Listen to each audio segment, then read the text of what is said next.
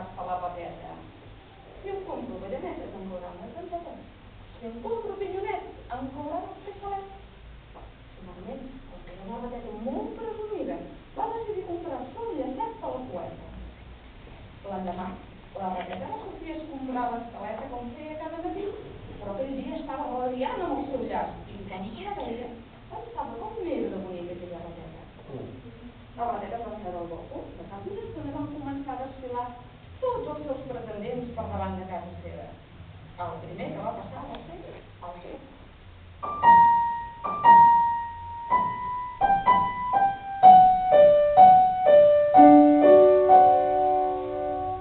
Veient-la tan bonica, el ruc li va dir: rateta, rateta, tu que n'ets tan boniqueta, jo que en sóc un bon padrí, et voldries casar amb mi? I la rateta li va contestar: per poder-te casar amb mi, primer la teva veu ha de sentir. I el ruc va bramar: jo! Jo! Jo!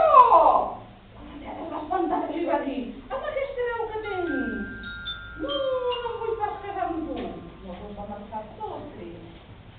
Al cap d'una estona va passar l'Anna.